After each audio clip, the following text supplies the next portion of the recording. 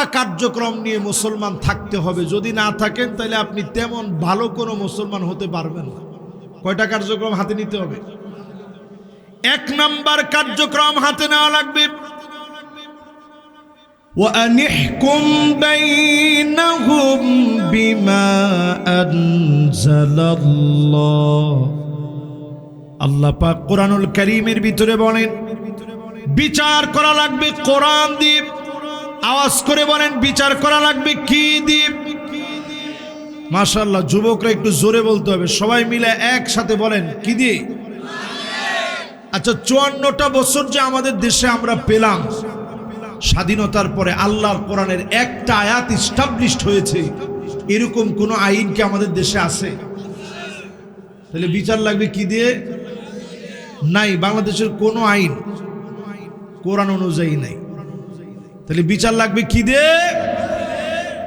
2 নম্বরে প্রিয় ভাইরা আমার, এই জমিনের বুকে বিচার লাগবে কোরআন দিয়ে।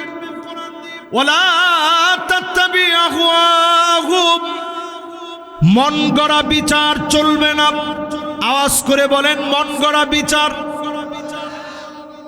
এই যে বিচারপতি মানিক সাহেব বিচার করছিলেন এক সময়, কি অহংকার ছিল তার ভিতরে, আল্লাহ তার অহংকার চূর্ণ বিচূর্ণ করে দিছে কলা পাতার মধ্যে শোয়া। ঠিক নেই? তাহলে মন গড়া বিচার বাংলাদেশে চলবে। 3 নম্বরে প্রিয় ভাইরা আমার, ওয়াহদারুহুম আইয়াফতিনুকা আন বাদি মা আনজালাল্লাহু ইলাইক, সতর্ক থাকা লাগবে কাফেররা যেন কিছু ঢুকায় দিতে না পারে। বাংলাদেশে এখন বহিঃশত্রুর অনেক আক্রমণ হচ্ছে। বহিঃশত্রুর এই আক্রমণ বুঝার জন্য বিচক্ষণতা থাকতে হবে।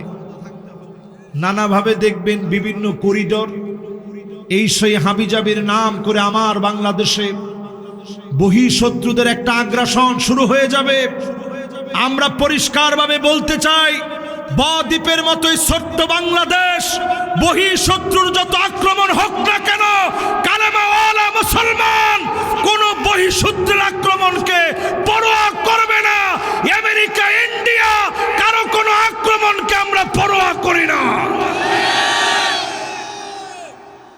এজন্য যারা এখানে বসছেন, কোরআন থেকে আল্লাহ আমাদেরকে সজাগ সচেতন করছেন, খবরদার সতর্ক থাকা লাগবে। 4 নম্বরে আল্লাহ রাব্বুল আলামিন বলেন, ফাইন তাওয়াল্লাউ ফাআলাম আন্নামা ইউরিদুল্লাহু আইয়ুসিবাহুম বিবাদি যুনুবিহিম। এরপরেও যদি ঘাড় ঘুরায় নেন, আল্লাহর কোরআন থেকে যদি দূরে সরে যান, নিশ্চয়ই জেনে রাখেন অচিরেই মালিক পাকড়াও করবে, অচিরেই মালিক ধরে ফেলবে। আল্লাহ পাকের আযাব বড় ভয়াবহ হবে।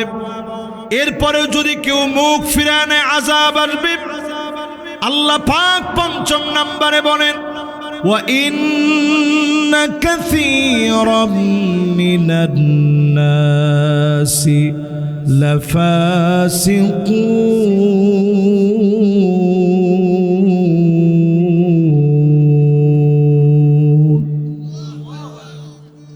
নিশ্চয় অধিকাংশ লোকেরা হবে অবশ্যই ফাসিক। তারাই কেবল কোরআনের বিরোধিতা করবে। এখন সময় এসেছে কোরআন বিজয়ের। এই কোরআন বিজয়ে যদি আপনি অংশ নেন, এই কোরআন বিজয়ের সৈনিক যদি আপনি হন, এই কোরআনের সঙ্গে যদি আপনি থাকেন, ফাসিকি যদি বাদ দিয়ে দেন, আল্লাহর কোরআনের সঙ্গে যদি সম্পর্ক করেন, অল্প সংখ্যক মানুষ দিয়ে যিনি বিজয় দান করে দিবেন তিনি কে? মোতার প্রান্তে মুসলমান ছিল মাত্র মাত্র মাত্র 3000। জোরে কোন কয় হাজার? এই 3000-এর ভিতরে নবীজি 3 জন সেনাপতি দিচ্ছেন। কয়জন? শত শত কিলোমিটার পাড়ি দিয়ে মুসলমানরা যাচ্ছে। তিনজন সেনাপতি মুসলমানদের। একজনের নাম যায়েদ বিন হারেসা, আরেকজনের নাম আব্দুল্লাহ বিন রাওয়াহা, আরেকজনের নাম জাফর বিন আবি তালেব। জোরে বলেন কয়জন হলো? কয়জন? এই তিনজন নবীজি সাল্লাল্লাহু আলাইহি ওয়াসাল্লাম সেনাপতি নিযুক্ত করলেন। যাও ঘরে গিয়ে সবাই বিদায় নিয়ে আসো। মনোযোগ আছে তো আপনাদের সবার? না, মনোযোগটা কেন যেন এলোমেলো। এই জন্য আমি প্রথমেই শুরুতে বলছিলাম পিছনে যারা আছেন গ্যাপটা দূর করে বসেন। গ্যাপ থাকলে মাহফিলে মনোযোগ থাকে না। হ্যাঁ, না আমিও ইনশাল্লাহ বেশিক্ষণ আপনাদেরকে কষ্ট দিব না। আপনারা না বুঝলে তো বেশিক্ষণ আপনারা জ্বালানো যাবে না। আমি আর অল্প কিছুক্ষণের মধ্যে ইনশাল্লাহ শেষ করতে চাই। তিনজন সেনাপতি নবীজি সাল্লাল্লাহু আলাইহি সাল্লাম নিযুক্ত করলেন। একজন হচ্ছে যায়েদ বিন হারেসা, আরেকজন হচ্ছে আব্দুল্লাহ বিন রাওয়াহা, আরেকজন হচ্ছে জাফর বিন আবি তালেব। বলেন কয়জন? এর মধ্যে যায়েদ বিন হারেসা নবীজির পালক পুত্র। বারবার নবীজির চেহারার দিকে তাকান, ফিরে ফিরে তাকান। মনে মনে বুঝে ফেলেছে জিহাদের ময়দানে যাওয়ার পরে ফিরে আর আসতে পারবো না, আর কোনদিন হয়তো দেখা হবে না। যায়েদ বিন হারেসা সহ তিনজন সেনাপতি সমেত 3000 সৈন্য নিয়ে মুতা প্রান্তে গেল। সেই যুগের রোমক সৈন্যবাহিনী 2 লক্ষের সঙ্গে লড়াই হবে। যখন লড়াই লেগে গেছে, সেই সময়ে রোমকরা ছিল সবচাইতে পারদর্শী যোদ্ধা। এদের সঙ্গে যখন লড়াই লেগে গেছে, লড়াইয়ের সময় ওই সময়ে সবচাইতে ভয়াবহ শক্তি, সেই শক্তির সঙ্গে লড়াই করতেছে। যায়েদ বিন হারেসা শহীদ হয়ে গেছে, আব্দুল্লাহ বিন রাওয়াহা শহীদ হয়ে গেছে, জাফর বিন আবি তালেব উনার ডান হাতের ভিতরে কালেমার পতাকা ছিল। ডান হাত কাফেররা কেটে ফেলছে, বাম হাতে তরবারি উঠায় নিয়েছেন, বাম হাত কেটে ফেলেছে। 2টা হাতের কবজি দিয়ে আল্লাহর কালেমা উড্ডীন করে রাখছে, জমিনে পড়তে দেয় না। ওনার হাত গোড়া থেকে কেটে ফেলছে, মাটির মধ্যে তিনি ঢলে পড়েছেন। দাঁত দিয়া কালেমার পতাকাটাকে আটকে রাখছে, দাঁত দিয়া কালেমার পতাকা আটকে রাখছে।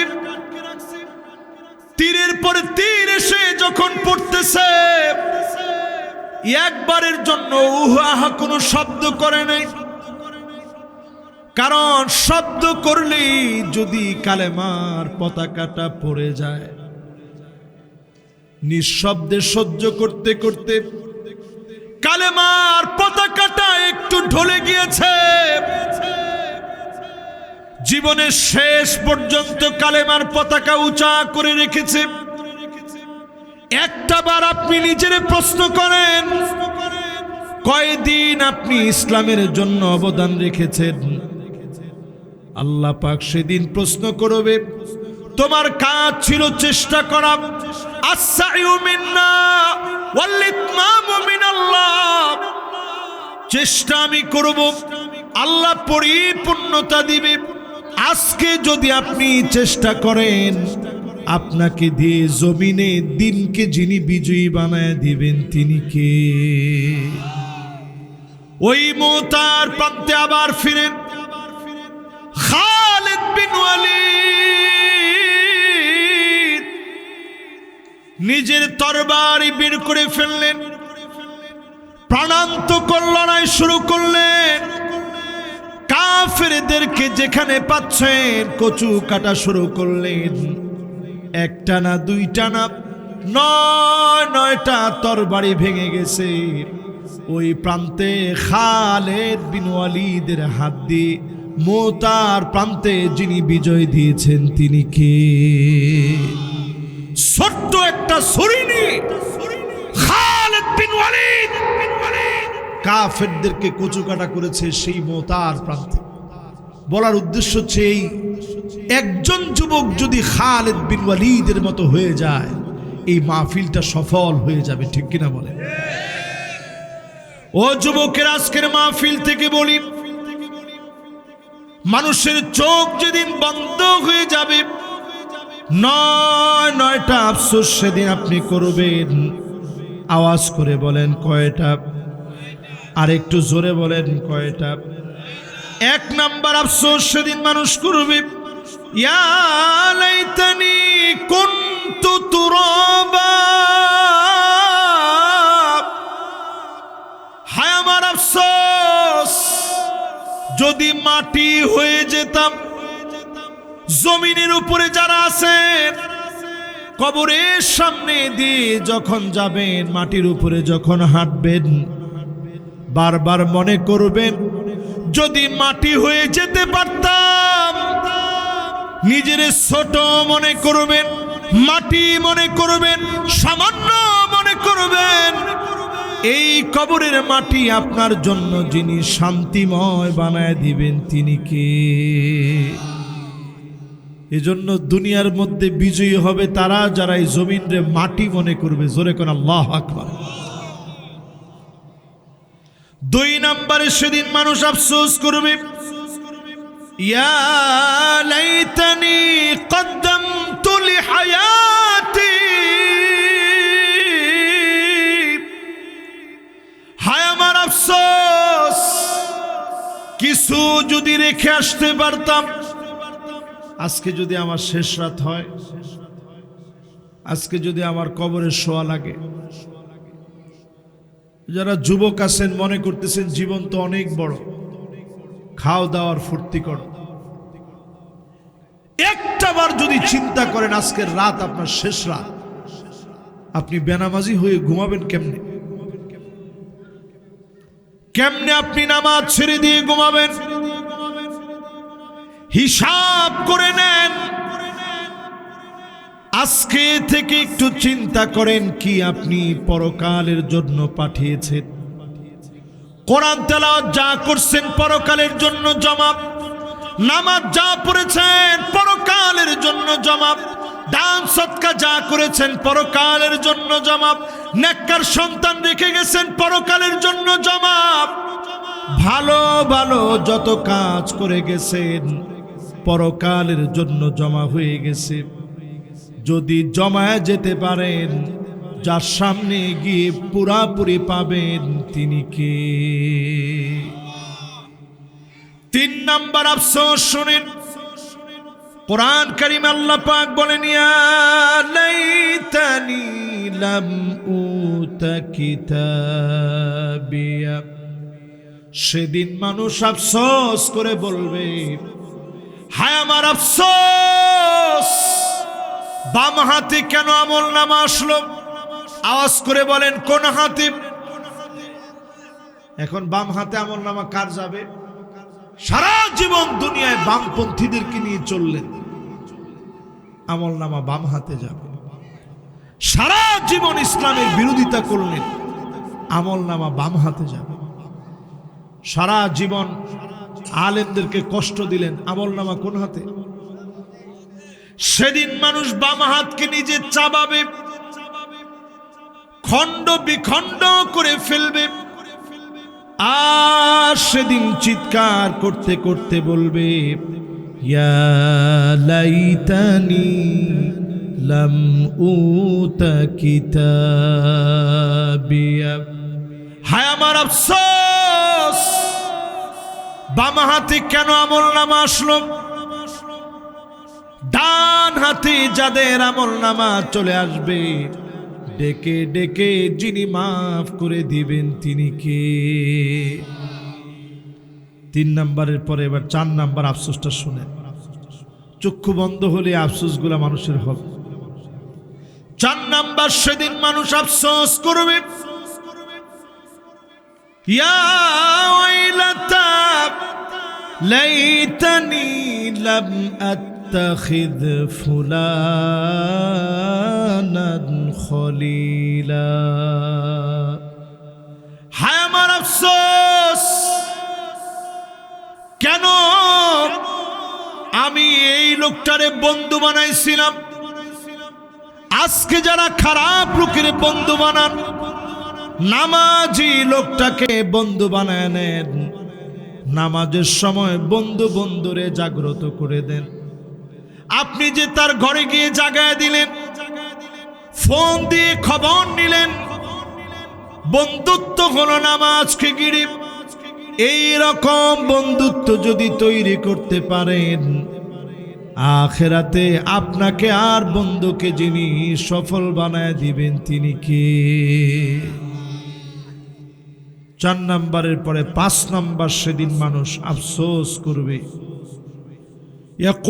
ইয়াকুলুনা ইয়া লাইতানা আতা'না আল্লাহ ওয়া আতা'না আর-রাসূলা। হায় আফসোস, কেন আল্লাহর আনুগত্য করলাম না, নবীর আনুগত্য কেন করলাম না।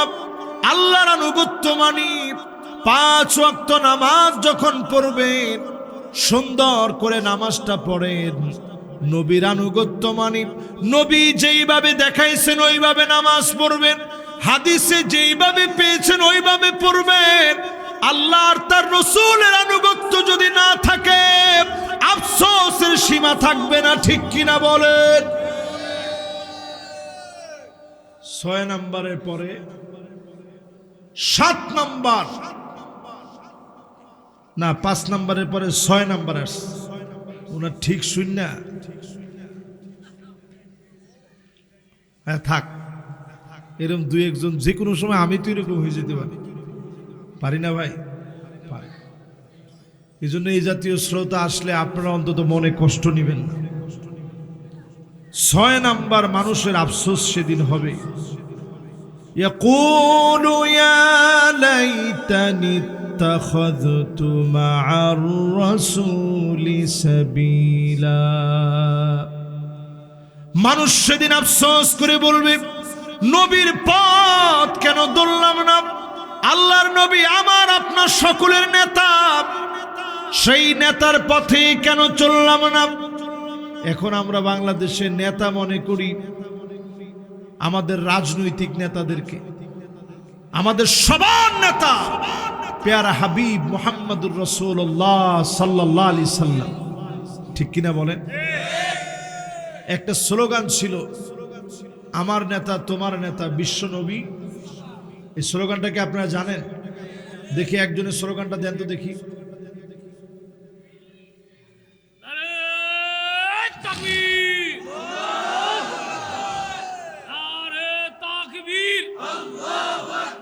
আমার নেতা তোমার নেতা বিশ্ব নবী মুস্তাফা, আমার নেতা তোমার নেতা, আমার নেতা তোমার নেতা বিশ্ব নবী মুস্তাফা।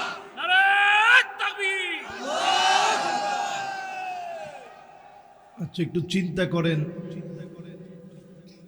না, হাসা দরকার নেই।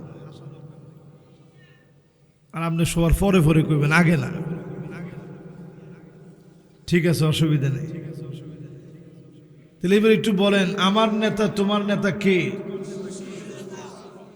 এখন এটা যে বাদ দিয়া সাল্লাল্লাহু আলাইহি সাল্লাম, এটা বাদ দিয়ে আমরা অনেক নেতা বানাই নিছি। শুধু নেতা বানাই নাই, নেতার পিছনে স্লোগানও দিয়েছি, নেতা তোমার ভয় নাই। একটু পরে আসতে নেতার গলা নাই, ওনারও গলা নাই। কিছুদিন পরে শোনেন নমিনেশন নাই, পরে দেখা যায় এই গ্রুপ এই গ্রুপ মারামারি। কি নেতা মানলেন আপনি? নবীজি হাদিসের মধ্যে বলছে, এই নেতাগিরি হচ্ছে ওয়া ইল্লা লাম ইয়াফি লাহু শুধু পদ পদবীর নেতা। এই পদ পদবীর নেতা হওয়ার জন্য নবীজি বলে নাই, নবীজি আমাদেরকে আদর্শ শিখিয়ে গেছে। আল্লাহর নবীর আদর্শের পথে যদি কেউ চলে, ওয়ালাউ কানা রাসুহু যাবিব, তার মাথা যদি কিসমিসের দানার মতো হয়, তারপরও তিনি আমার নেতা। ওই নেতাকে অনুকরণ করা লাগবে, ঠিক কিনা বল? এরপরে প্রিয় ভাইরা আমার, আল্লাহ রাব্বুল আলামিন বলেন, ইয়া লাইতানি কুনতু মাআহুম ফাআফুযা ফাওজান আযীমা। 7 নাম্বার আফসোস এটি। মানুষ সেদিন আফসোস করবে, হায় আমার আফসোস, কেন কেন দুনিয়ার জীবনে যারা বিজয়ী হয়েছে তাদের সঙ্গে চললাম না। আল্লাহু আকবার। এই আয়াতটা সহ একটু মিলায়া দেখেন, এই আয়াতে কারিমা সহ একটু মিলায়া দেখেন। যারা 16 বছরে বিভিন্ন নেতার সাথে ছবি টবি উঠেছে, ফেসবুকে থাকলেই এখন বিপদ। ডেলান দিয়ে খারাইছে, ডেলান বুঝেন? আপনাকে বাসায় কেউ হেলাইন, এই হেলান দিয়া যে খারাইছে, আহারে সাইডে চান্স পায় না, গুতা দিয়ে সরস না একটা ছবি উঠে। যারা যারা ছবি উঠেছে এগুলো অনেক চিন্তা করে দেখেন কত রকমের বালা মুসিবত, ঠিক নেই? জোরে কোন ঠিক নেই? কোরআনুল কারীম আল্লাহ রাব্বুল আলামিন বলেন, ইয়া লাইতানি কুনতু মাহুম ফাফুযা ফাওজান আযীমা। হায় আফসোস, বিজয়ীদের সঙ্গে যদি চলতাম। আপনার চোখে মনে হচ্ছে এরা সংখ্যায় কম, এই অল্প সংখ্যকের সঙ্গে যদি চলতেন, চূড়ান্ত বিজয়ীর দিনে যিনি বিজয়ী বানায় দিতেন তিনি কে? এরপরে মানুষ সেদিন আফসোস করবে। 8 নাম্বার আফসোস এটি। কয় নাম্বার আফসোস? 8 নাম্বারে সেদিন মানুষ আফসোস করবে, ইয়া লাইতানি লাম উশরিক বিরাব্বি আহাদা। হায় আমার আফসোস, যদি আল্লাহর সঙ্গে শরীক না করতাম। হায় আমার আফসোস, আল্লাহর সঙ্গে যদি শরীক না করতাম, যদি শিরিক না করতাম। এখন সমাজের ভিতরে শিরিক কম না বেশি? এটা আমি একটু আপনাদেরকে 4-5 মিনিট একটু বোঝানোর চেষ্টা করি। ধৈর্য আছে তো ইনশাআল্লাহ? আমাদের দেশে গাছ পূজা, মাছ পূজা, পীর পূজা আছে না নাই? মাজার পূজা। তো মাজারে পূজা বললে সুন্নিদের বিরাট গায়ে লাগে। আমি বলি, আমরা যদি সুন্নি না হয় তাহলে সুন্নি কারা? আহলুস সুন্নাহ ওয়াল জামাআহ। প্রত্যেকটা আলেমের জীবনী পড়ে দেখেন, একজন আলেম কোন বেদাতির সাথে কোনো সম্পর্ক ছিল না, ঠিক কিনা বলে? এবার চিন্তা করেন শিরিক কেমনে ঢুকছে সমাজে। আমাদের বাংলাদেশের ভিতরে আপনি দেখবেন অনেকেই বিভিন্ন পীরের কাছে যায়, কবরের কাছে যায়, গিয়ে কয় হুজুর একটু দেন। আচ্ছা, হুজুরের কাছে দেওয়ার কোনো ক্ষমতা আছে? এই যে মনে করেন আমি একটা আংটি পরছি, এই আংটির কোনো পাওয়ার আছে? এই আংটিটা টোটালি পাওয়ারলেস, কোনো পাওয়ার নেই। তাহলে হুজুর এটা পরছেন কি লিখে? এটা এমনি। এমন কিছু সৌন্দর্য আছে যেটা পুরুষের জন্য জায়েজ আছে, এটা জায়েজ সৌন্দর্য হওয়ার কারণে আমি পরছি। গড়ি পরছি, এটা জায়েজ আছে, কিন্তু ব্রেসলেট আপনি পরতে পারবেন না, গলার ভিতরে চেইন আপনি পরতে পারবেন না, হাতের ভিতরে ট্যাটু আপনি লাগাইতে পারবেন না, এমনকি চুলের ভিতরে আপনি বাবরি চুল রাখছেন সুন্নত, মাঝখানে একটা আপনি বেল্ট অথবা একটা ব্যান্ড লাগাইছেন মহিলাদের মতো, এই ব্যান্ড লাগানো টোটালি আপনার জন্য হারাম। জোরে কোন কি? এরপরে দেখবেন ছেলে মেয়ে এখন বুরু প্লাক করে, টিকটক করার জন্য যারা বুরু প্লাক করে টোটালি হারাম। জোরে কোন কি? হারাম। এরপরে দেখবেন কিছু মানুষ এমন আছে মাঝখানে এখন এই রীতি 1500 বছর আগে নবীজি বলে গেছেন, মুতাফাল্লিজাত, দাঁত মাঝখান থেকে চিকন করে কাটবে, দাঁতের মাঝখানে ফাঁকা তৈরি করবে, আগের দিনে দেখা যেত মানুষের ফাঁকা দাঁত থাকলে এটাকে ভরাট করত সৌন্দর্য বর্ধনের জন্য, আর এখন দেখা যায় মানুষ ইচ্ছাকৃত দাঁত ফাঁকা করে, এটাকে বলে মুতাফাল্লিজাত। জোরে কোন কি? এখন এইটাও মানুষের ভিতরে চলে আসছে।